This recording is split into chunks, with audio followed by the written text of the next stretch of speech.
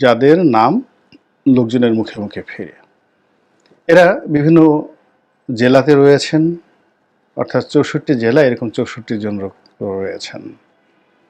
এরা কেন্দ্রীয় আওয়ামী লীগে আছেন এবং এদের মধ্যে অন্তত ১০ থেকে ১২ জন লোক রয়েছেন যারা সারা বাংলাদেশে পরিচিত আওয়ামী লীগ রাজনীতির ভবিষ্যৎ কী এবং আওয়ামী লীগের যে বর্তমান নেতৃত্ব রয়েছেন সেই নেতৃত্বের পরিবর্তে যে একটা বিশুদ্ধ নেতৃত্বের কথা বলা হচ্ছে, সেই নেতৃত্বের বিকল্প নামগুলো কি কি হতে পারে। ইতিমধ্যে আমরা বিভিন্ন ব্যক্তির নাম শুনেছি। কেউ পরশের নাম বলছেন, শেখ পরশ, কেউ তাপসের নাম বলছেন, কেউ শিরিন শারমিন চৌধুরীর নাম বলার চেষ্টা করেছেন, অনেকে জনাব সাবের হোসেন চৌধুরীর নাম বলার চেষ্টা করেছেন। এর বাইরে নারায়ণগঞ্জের সেলিনা হায়াত আইভী অথবা সাবেক রাষ্ট্রপতি আব্দুল হামিদ চৌধুরী, ওনাদের নামও বলার চেষ্টা করেছেন। আওয়ামী লীগের অভ্যন্তরে যারা বসবাস করছেন শীর্ষ পর্যায়ে, তারা খুব ভালো করে জানেন যে এই বিষয়গুলো একেবারে বোগাস, এটি সম্ভব নয়। এখনো পর্যন্ত পুরো দলের উপরে, নেতাকর্মীদের উপরে যে নিয়ন্ত্রণ বা যে ম্যাগনেটিক পাওয়ার, এটি শতভাগ শেখ হাসিনার হাতে। তার বাইরে বা তার হুকুমের বাইরে, তার ইচ্ছার বাইরে অথবা তার নামের বাইরে এখনো পর্যন্ত অন্য একটি বিকল্প নাম উচ্চারণ করার সময় আসেনি, সে সাহসও কারো নেই। আর আওয়ামী লীগের নেতাকর্মীরা সেই জিনিসটি কোনো অবস্থাতেই মেনে নেবে না। এই গেল একটা বিষয়। ২ নম্বর বিষয় হলো যে এখানে সামনের যে নেতৃত্ব, সেই নেতৃত্বে শেখ পরিবার কোন পর্যায়ে থাকতে পারেন বা কি হতে পারেন।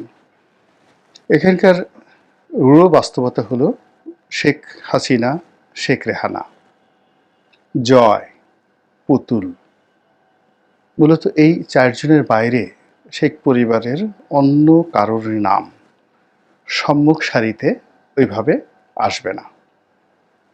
দ্বিতীয়ত যে এই পরিবারের মধ্যে, পুরো শেখ পরিবারের মধ্যে যদি পলিটিক্যাল জিনিয়াসনেস কারো থেকে থাকে, সেটা ছিল শেখ ফজলুল হক মনির।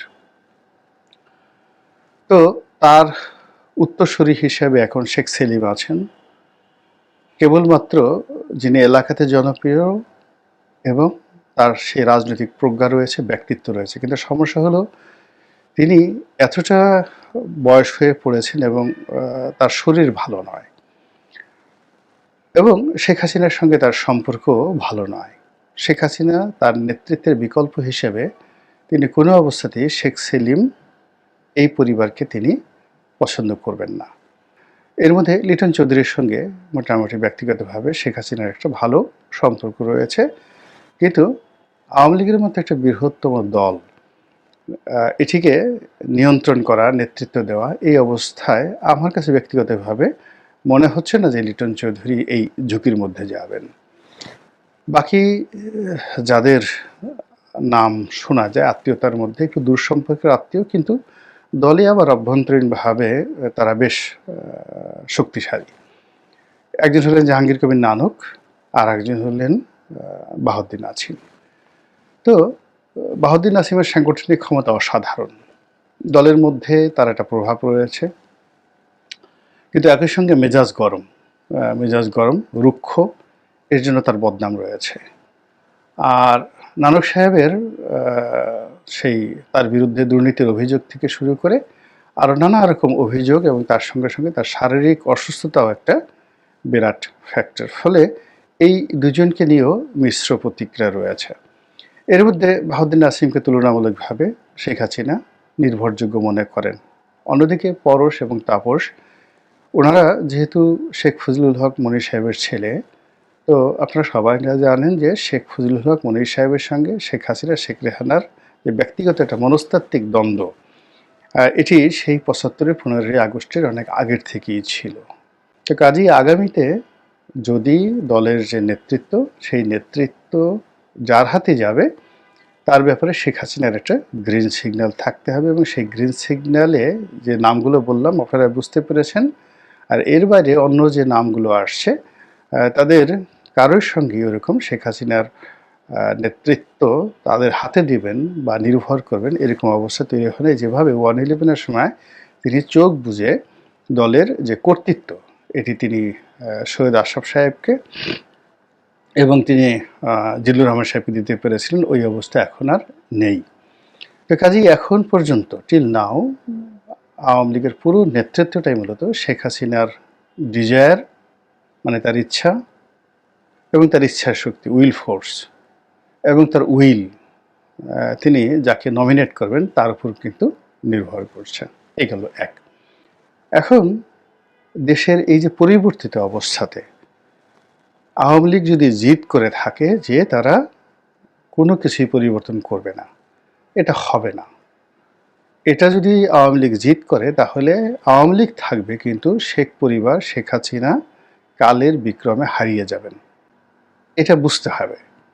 জয়ের কথা বা পুতুলের কথা যেভাবে আওয়ামী লীগের নেতাকর্মীরা গ্রহণ করবে, এখন এটা যদি দেখা গেল যে আওয়ামী লীগের অন্য কোনো লোক যার কোনো ইমেজ নেই তিনি যদি কথা বলেন, বাহাউদ্দিন নাসিম সাহেব যদি একটা কথা বলেন, জাহাঙ্গীর কবির নানক সাহেব যদি একটা কথা বলেন, এমনি তারা কিন্তু কথক হিসাবে, নেতা হিসাবে বড়, কিন্তু কথক হিসাবে আগেও জনপ্রিয় ছিলেন না, আর এখন তো একেবারেই অজনপ্রিয়।